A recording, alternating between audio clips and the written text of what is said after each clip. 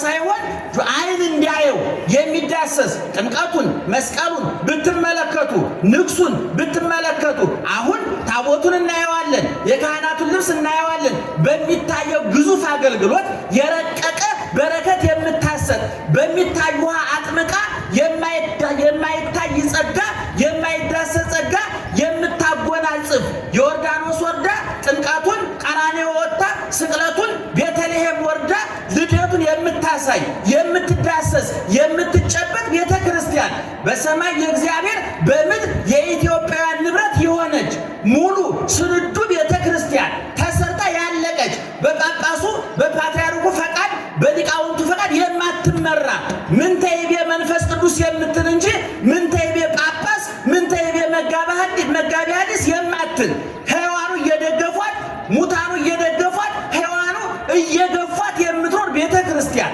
እንድትዳሰስ እንድትጨበጡና የተሰራች በክርስቶስ ተቀዳ የተሰፋች ከፍ ሲል በክርስቶስ ዝቅ ሲል በገብረ ክርስቶስ ወይም በቅዱሳን ልክ የተሰራች ጾም ጸሎት ሕግ አድርጋ የቀረጸች ሰው ስጋዊ ፍላጎቱን ዓለማዊ ምኞቱን ገብዞ እንዲጥል ወንድሙን እንዲወድ ማህበራዊ ትስስሩ እንዳይበላሽ ሕዝብ ከመንግስት እንዲናበብ መንግስት ከሕዝብ እንዲናበብ አሰሪ ከሰራተኛ አሳፋሪ ከተሳፋሪ በሽተኛው ከዶክተሩ ጋር ተናቦ ተደማምጦ እንዲኖር የተደላደለ የሰከነ ማህበረሰብ ለመፍጠር እንዲመች አድርጋ ያዘጋጀች ቤተክርስቲያን ናት። ምናልባት እኛ አንብበን ተርጉመን ስላልነገርናችሁ እንጂ ቤተክርስቲያኒቱ በኢትዮጵያ ውስጥ የኢትዮጵያ ስነ ጽሁፍ የኢትዮጵያ ኪነ ጥበብ የኢትዮጵያ ፖለቲካ የኢትዮጵያ ፍልስፍና የኢትዮጵያ ስነ ልቡና ቅርጽ እንዲኖረው ያደረገች ደህና ዋላችሁ አላችሁ ማርያምን በሉስ እስከ ጨብጭቡ ድገሙ።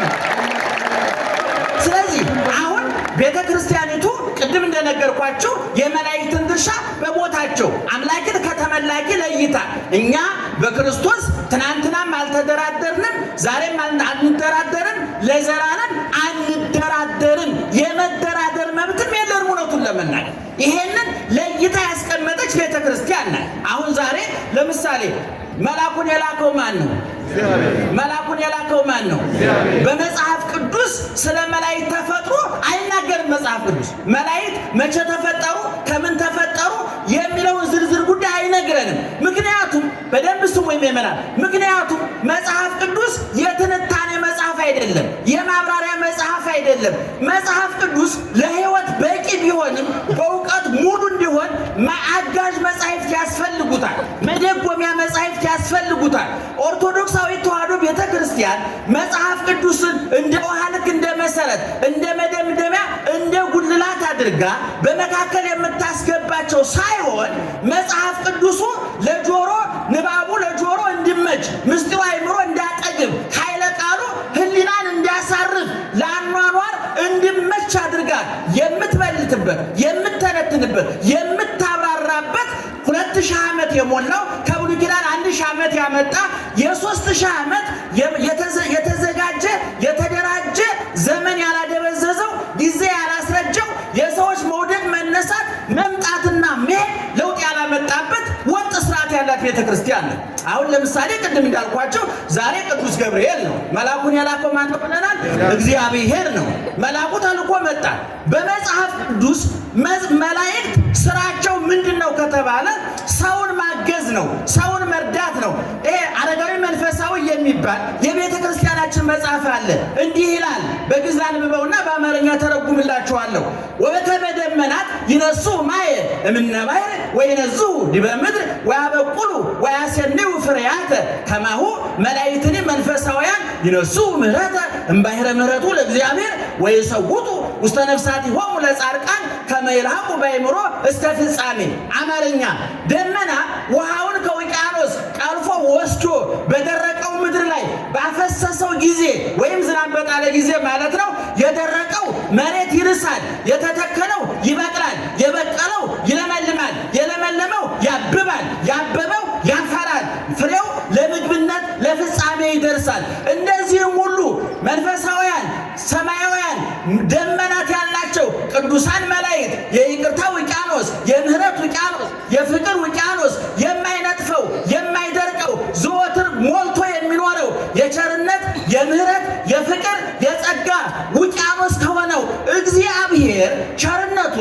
በረከቱን ጸጋውን አዳኝነቱን ቀርተው በሰዎች ላይ በክርስቲያኖች ላይ ባፈሰሱት ጊዜ በኃጢአት የደረቀ ሰውነት በንስሐ ይለመልማል። በንስሐ የለመለመ ሰውነት በቁም ነገር ያብባል።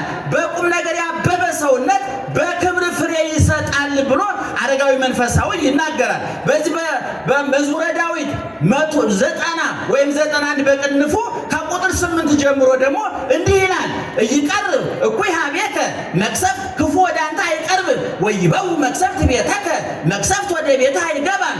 ምክንያት እስመ ለመላእክቲሁ ይእዝዞሙ እግዚአብሔር ከመ ይዕቀቡከ በኩሉ ፍናዊከ፣ በመንገድ ሁሉ ይጠብቁ ዘንድ ወበእደዊሆሙ ያነስኡከ በእጆቻቸው ያነሱ ዘንድ ከመ ይትተዓቀብ በእብን እግርከ፣ እግርህ በእንቅፋት እንዳትሰናከል ይጠብቁ ዘንድ ቅዱሳን መላእክቱን ስላንተ ያዛቸዋልና ክፉ ወደ አንተ አይቀርብም፣ መቅሰፍትም ወደ ቤትህ አይገባም ማለት። በማቴዎስ ወንጌል ምዕራፍ 18 ቁጥር 10 ላይ ደግሞ እንዲህ ተብሎ ተጻፈ። ዕቁ ይታስተሐቅርዎሙ ለአሐዱ እምእሉ ንዑሳን፣ ከነዚህ ከታናናሾቹ አንዱን እንኳን እንዳትንቁ ተጠንቀቁ። ታናናሽ በምንድን ነው ቢሉ በዕድሜ በእውቀት በመልክ በሀብት በስልጣን በጤንነት በዕድሜ ከኛ ያነሱ በመልክ ከኛ ያንሳሉ ብለን የምንገምታቸው በመልክ ማንም ከማንም አያንስም። የአይን ጉዳይ ነው። እኛ ተስማምተን እገሊት ቆንጆ ናት ብለን እንሸልማለን እንጂ እንከኑ ብዙ ነው። ጥርስ በረዶ መስሎ አፍንጫ አድራሻው ሊጠፋ ይችላል። ጸጉር ዞማ ሆኖ አይን ጉድጓድ ሊሆን ይችላል። የተሟላ ቆንጆ የለም። ውብ እግዚአብሔር ብቻ ነው። ሁሉም በጊዜው ምን አድርጎ ሰራው? ውብ አድርጎ ሰራው። ሁላችንም ቆንጆ ነን።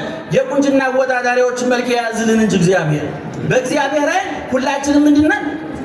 ንገሩ። ውቦች ነን፣ ቆንጆዎች ነን። ምክንያቱም ደም ግባታችን ክርስቶስ ነው። የክርስቶስ ደም በውስጣችን አለ። ሁላችንም በቁሱ ተፈውሰናል፣ በችንካሩ ነጽተናል። በሞቱ ሕይወት፣ በመቃብሩ ትንሣኤ፣ በመራቆቱ ልብስ፣ በመራቡ ጥጋብ፣ በመጠማቱ እርካታ አግኝተናል። ኮምጣጤ መራራ ኮምጣጤ ጠጥቶ ጣፋጭ ወጥ አጠጥቶናል። በጥፊ ተመቶ ከሰይጣን ጥፊ አውጥቶናል። በጅራፍ ተገርፎ ከሰይጣን ጅራፍ አውጥቶናል። ስለዚህ ሁላችን ምንድነን? ውቦች ነን። ስለዚህ በቅድም እንደተናገርኩት ከነዚህ ከታናናሾቹ አንዱን እንኳን እንዳትንቁ ተጠንቀቁ አለ። ምክንያት ለምን እንዳትንቋቸው ተጠንቀቁ አለ? እብለክሙ ከመ መላእክቲሆሙ ወትረ ይሬዩ ገጾ ላዌ ዘበሰማያት፣ እውነት እላቸዋለሁ መላእክቶቻቸው ልብ አድርጉ። የነማን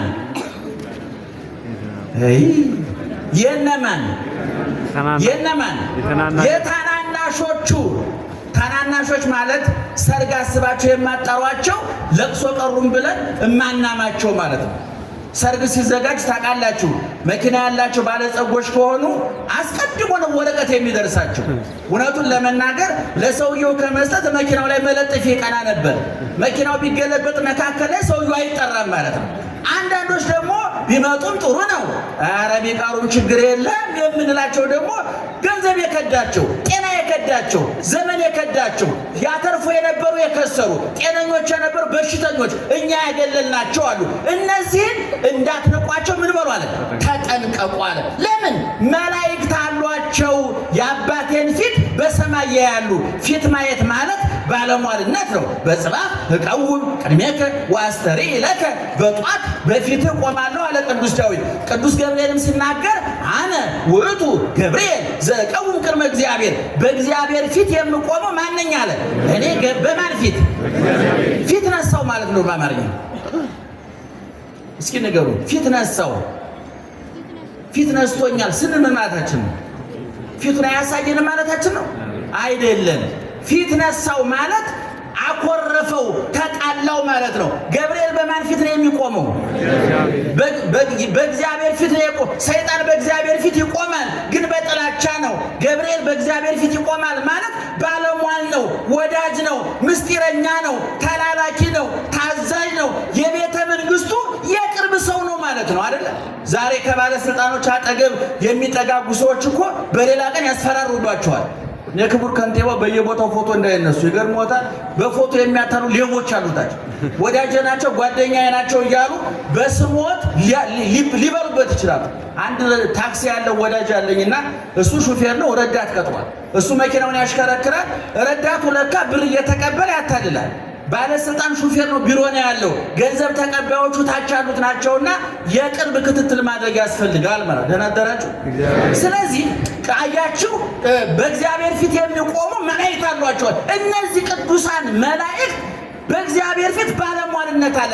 እኔ እናንተ ማንኛውም ሰው ጠባቂ መልአክ አለው። ይክበር ይመስገን እግዚአብሔር። ስለዚህ ዛሬ እነ አናንያ እነ አዛርያ እነ ሚሳኤል ጠባቂ መልአካቸው ደረሰላቸው። ወጣቶች ናቸው፣ በልተው ያልጠገቡ ሩጠው ያልጠገቡ ገና ታዳጊ የ23 ዓመት ወጣቶች ናቸው። ንጉሱ በ127 አገር ላይ የነገሰ ናቡከደነጾር የሚባል ዓለምን ያንቀጠቀጠ ኃያላንን ያቀለጠ ኃያላንን የቀጠቀጠ የክብሩ ብዛት ምጥቀት ልክና መልክ የሌለው ታላቋን ባቢሎን ያስተዳድር የነበረ በዛን ጊዜ ባቢሎን ማለት ያውኗ ዋሽንግተን ማለት ነው። በዛን ጊዜ የባቢሎን ንጉስ ማለት ያሁኑ የአሜሪካ ፕሬዝዳንት ማለት ነው። እንዲያው እናንተ እንዲገባችሁ ማለት ነው።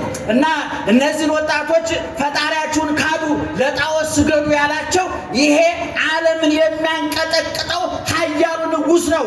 ንጉስ ሆይ ንጉስ ነህ፣ እንሰግድልሃለን፣ እናከብርሃለን፣ እንገብርልሃለን፣ እንታዘዝልሃለን። ነገር ግን አንተ ላልከው ለጠረብከው ድንጋይ ለጠረብከው እንጨት አንሰግድም። የእንጨቱ ፈጣሪ ያንተም የእኛም ፈጣሪ የምድር የሰማይ ንጉስ የነፍስና የስጋ ንጉስ በነፍሳችን ቃሉን በስጋችን ምግቡን የሚያቀርብልን አባታችን አምላካችን እግዚአብሔር አለ ብለው እምቢ አሉ። በኋላ ንጉሱ ማድረግ የሚችለውን አደረገ። ጉድጓድ አስቆፍሮ እንጨት አስከምሮ እሳት አንድዶ እነዚህን ወጣቶች እጅ እግራቸውን አሳስሮ ወደ ጉድጓዱ አስጣላቸው።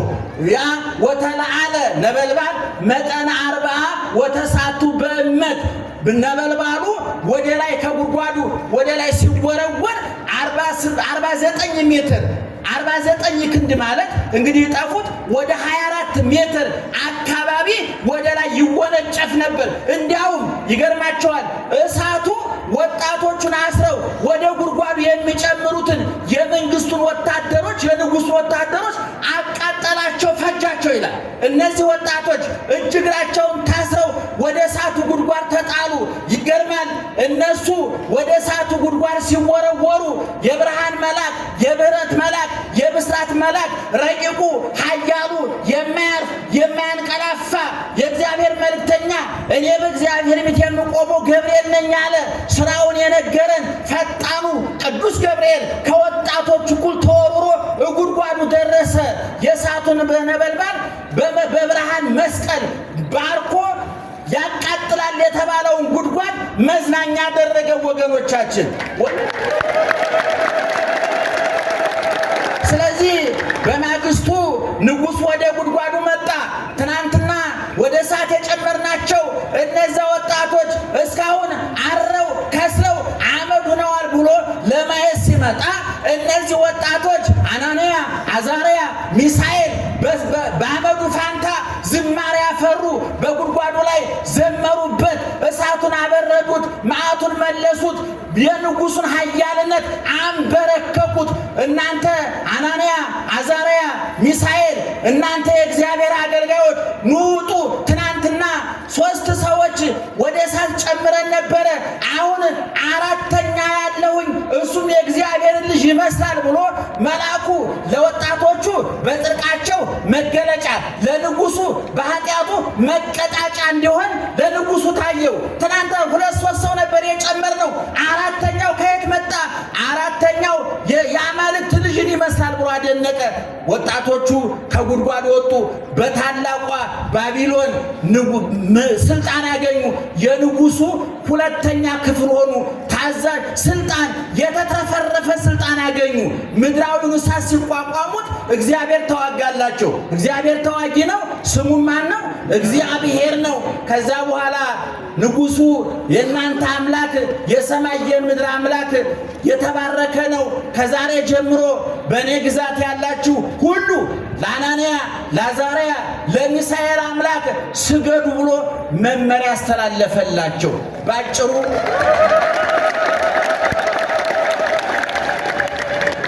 ምእመናን ክርስትና በብዛት አያምንም። ክርስትና ፖለቲካ በብዛት ያምናል። ኳስ በብዛት ያምናል። ፖለቲካ በብዛት የሚያምነው ፓርላማ ውስጥ የበለጠ እጅ አግኝቶ ለማስጨብጨብ ነው። ኳሱ ቲፎዞ የሚፈልገው ስቴዲየሙ እንዲሞላ ገንዘብ እንዲመጣ ነው። ዓለም የብዛት ቁጥር ያምናል። ዓለም ያጨብጫቢ ጋጋታ ይወዳል። ዓለም የበዛውን ይከተላል። ዓለም ላተረፈ ያጨበጭባል፣ የከሰረውን ያሳድዳል። ዓለም ለተሾመው ይንቀጠቀጣል፣ የተሻረውን ይረግጣል። ዓለም ለተሾመው ያሸረግዳል፣ የተሻረውን ያሳድዳል። እግዚአብሔር ግን ባህሪው ከዚህ የተለየ ነው።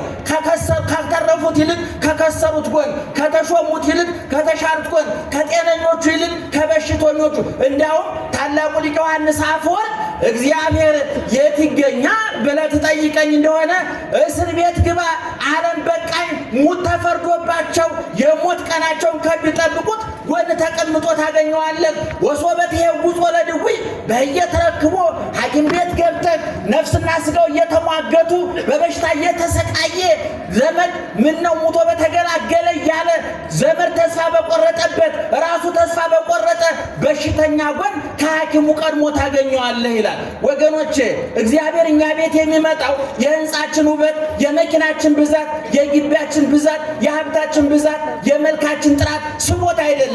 ከሰማይ ወደ መሬት የወረደው ከድንግል የተወለደው በጨርቅ የተጠቀለለው በበረት የተጣለው የተሰደደው የተራበው የተጠማው የተቸነከረው የተሰቀለው የሞተው የተገነዘው የተቀበረው የተነሳው ያረገው መልሶም የሚመጣው ሀብታችን ሳይሆን ፍቅራችን ስቦት ነው። እንዘባል አንዴ ሬሶ ከመትባሉ አንትሙ በልደተ ዚያሁ ራሱን ድሃ አደረገ በሱ ድህነት እናንተ ሀብታም ትሆኑ ዘንድ አለ ቅዱስ ጳውሎስ። ስለዚህ ወገኖቼ ባጭሩ የዚህ ቀን መልእክታችን ምንድን ነው ሲባል ሁለት ሶስት መልእክቶችን ጠቅለል አድርጌ ላስተላልፍ።